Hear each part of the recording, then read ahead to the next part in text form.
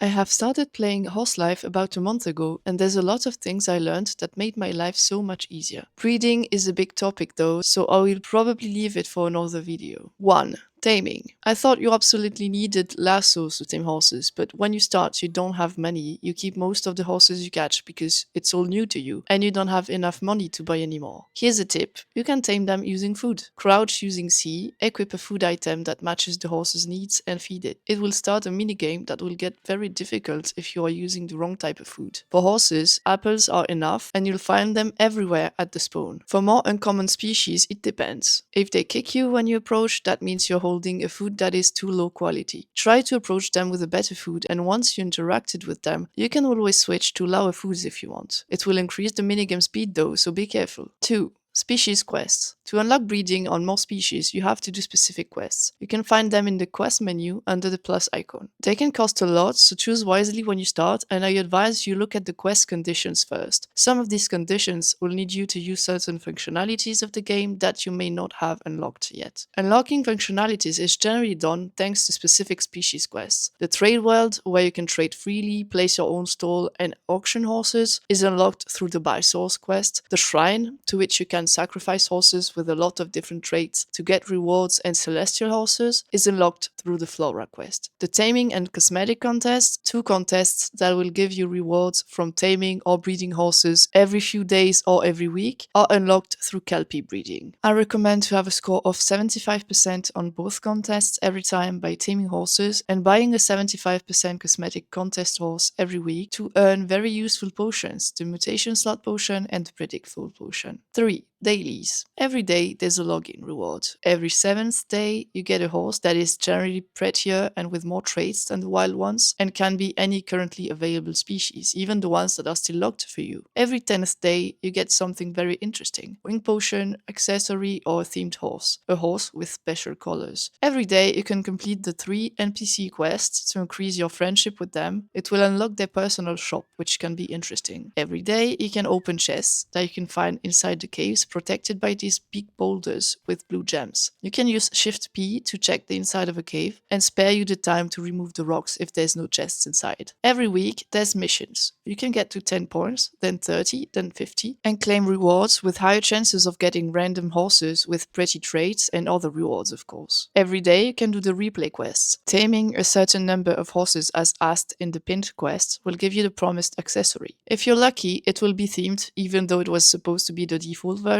but people generally focus on the themed ones right away. You will soon understand that your inventory will not like you collecting every one of them 100 times. There's also gachas. The Spawn's gacha machine that will give you themed accessories that you can buy with coins, quite expensive in the Spawn store, but also event gachas when there's an event. The Halloween event has a gacha machine that will reset every few hours. The plush machine that guarantees certain characteristics on the plush you will buy also resets regularly. 4. Upgrades. There's different things you can and will need to upgrade in order to be comfortable, but it will cost more and more money. If you are very active, you will soon have too many horses and too many accessories that will fill up your inventory, so it's a good thing that you know that right away. If you tamed enough horses using lassos and food, you can increase the number of equipped horses by 1. If you harvested enough resources, apples, berries, etc., you can increase your inventory by 100. You can upgrade your stable slots 5 by 5. There's a distant horse storage named board storage that you can unlock by doing 10 species quests. After that, you need to do replay quests before you can upgrade it to get 5 more slots each time. 5. Bond. One of your equipped horses will ask something from you regularly. It doesn't matter which horse it is. It can be food or any accessory that will level up its bond experience, which is a bit different. A brush, soap, a hose. I highly recommend that you don't ignore the bond request since it's going to reward you with food that can be very useful for breeding or lassos. But since it will ask you something random from your inventory, it will sometimes be something that is not worth giving. In this case, just unequip the horse. The bond will jump to another horse, or if you don't have one equipped, it will reappear when you equip your horse again. I do that every time a horse horse asks me for something that removes 1 hour gestation cooldown or more, since I breed a lot and just started accepting 40 or 45-minute food requests. If they ask for a good horse though, I reset the bond. Good horses will level up a whole level of bond experience on a horse that doesn't have any. The bond experience is different from the bond request. It's an experience bar that increases the chance of passing traits through breeding. I don't want to give that to the wrong horse. 6. Housing. You possess a plot that you can place anywhere on the map except if you're too close to the spawn. You can build either by using stone and wood found in the wild, either by buying in the store. I still haven't looked into it, but I know I should since you can farm crops and other useful things on a regular basis. I also highly advise for new players who like receiving free horses and gifts to put their mailbox out there. People regularly get rid of horses they don't want or can't keep in mailboxes they pass by. Also, if it wasn't obvious, you can build a pretty house.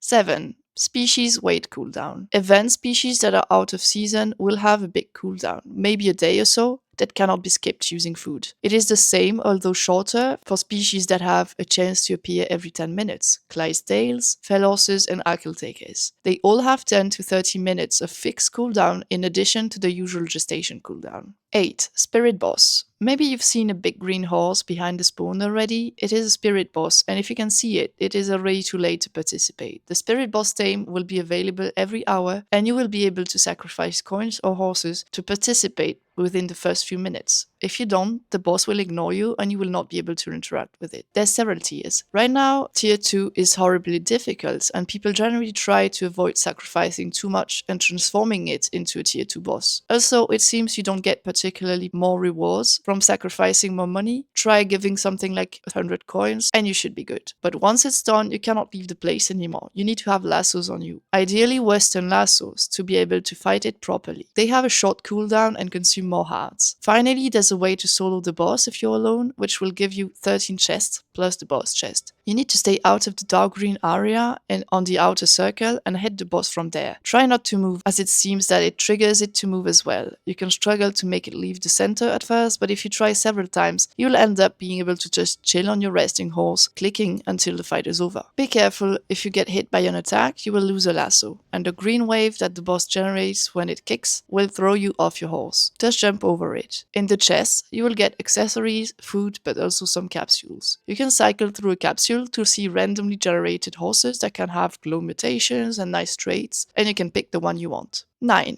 Wings. They are super useful, and when I upgraded my horse for the first time to max level wings, I realized I should have done it sooner. Get a winged horse in the wild. You will definitely find one at some point, don't worry. You think it's incredibly rare when you start playing, but you will end up selling them at some point and ignoring them in the wild. At least I do. I'd rather see it go to a new player than tame it and sell it. They start spawning when a lot of horses in the area have been tamed. Once you have your winged horse, go to the spawn store and buy wing upgrade potions. You can also find cheaper wing upgrade potions in the trade world from players who don't need them. Once your horse has max level wings, you will be faster, have more stamina, but also be able to fly to the Periton Islands in the sky. There's 2 places. You will find winged Peritons there if you need another mount with wings or if you want to make more money by taming and selling. Winged horses, like all horses with mutations, sell for a higher price. Every time you touch the ground, your flying stamina will reset, so you can easily fly close to the ground and maintain your speed. You can also reset your stamina mid-air just once by stopping the flight and flying again. To fly on a computer, hit F. The first time I wanted to add wings on my horse, I realized it didn't have a mutation slot. To add one, you need a mutation slot potion or to elder your horse, doing activities with it until it reaches 100 points. Then you can remove the visual ring and wings of the eldering, not its very useful passive, and use the free slot to add wings using a wing potion. 10. I have so much more to say, but here you go. Check out the Shift P shortcut,